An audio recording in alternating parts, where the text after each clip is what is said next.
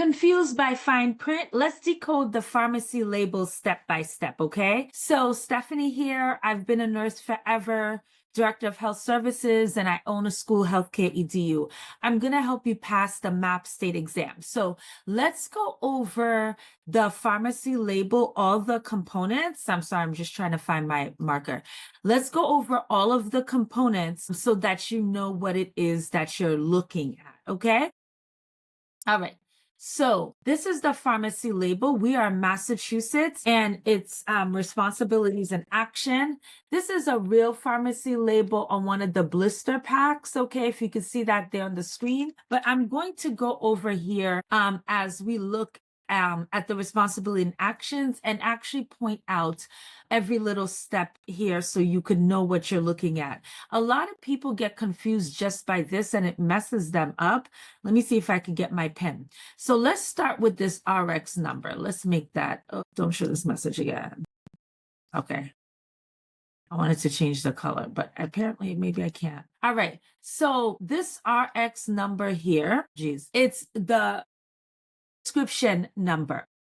So now what you need to understand about that, if you see how it says RX number and then it says C201, not all of them are the same. If you have a C or a letter N, I will repeat, a C or the letter N, it is considered a double countable controlled substance, okay?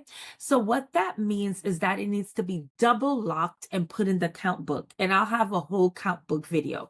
Double locked and put in the count book. So let me put that in perspective for you. You're in a group home. And so right now, when you walk into my home, I have some of my supplements hanging around. I have some pills hanging around.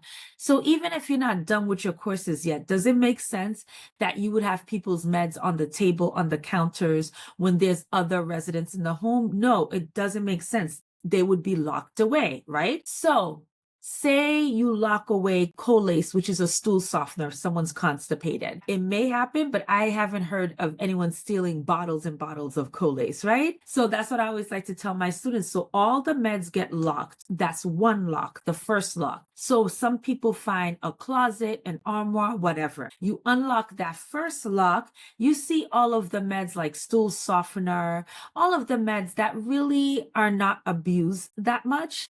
And then you'll see a lock box, a safe, another box with a lock on it. It's a second lock. So you open the first door and now you're opening the second door. It's a second lock. And the meds that go into that double lock, that second locked area, are meds where the RX has a C or an N.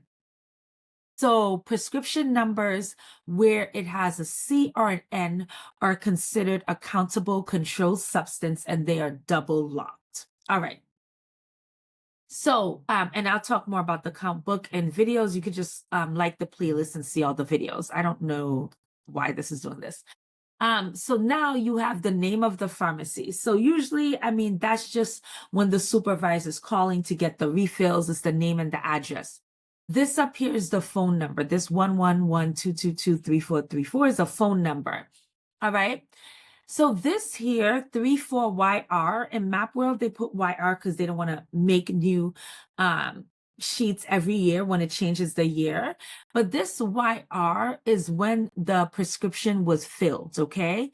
The date it was filled. So now what you really care about for med administration and transcription is this section right here. I wish I could get my writing tools, but it doesn't seem that I can. You care about this section right here from David Cook, the patient's name, all the way down to this line. So let's go over it one at a time.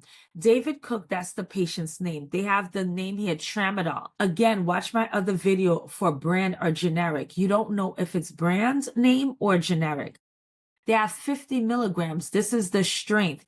Because remember pharmacy, and when you look at my dose equals strength times amount video, the strength is a domain of pharmacy. So this is not the dose. 50 milligrams is the strength. IC, what does IC means? It stands for interchange. That means the pharmacy is signaling to you all. Say if you looked at the doctor's order and it said tramadol, you're going to say, oh my goodness. Or if it said Ultram, you're going to say, oh my goodness, pharmacy sent us the wrong med. We can't give it.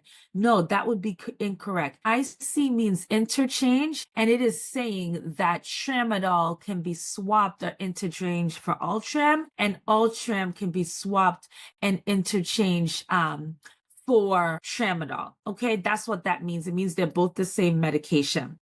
Then you're going to see the instructions. Take 1 tablet. 1 tablet is your amount. All right, 1 tablet is your amount. So 50 milligrams is the strength, and 1 tablet is the amount. By mouth is the root, and then frequency every 8 hours for 7 days. So every 8 hours is how often they could take it, the frequency. And for 7 days is considered special instructions, okay? And then special instructions take with water. So this is the part that you care about during transcription and a med pass. As it relates to the pharmacy label. Dr. Black, I have no idea what this is. Dr. Black is the doctor who ordered it. Be careful, there are no refills, 0 refills. They expire 3/4 probably the following year. And the lot number, I tell my students, you know how when you get a gallon of milk or manufacturers, they have a lot number? That's more on the pharmacist end, like who made this pill. So for this purposes, you don't need it. So I hope that was super helpful in you figuring out all the items on the pharmacy label. All right, take care. Bye.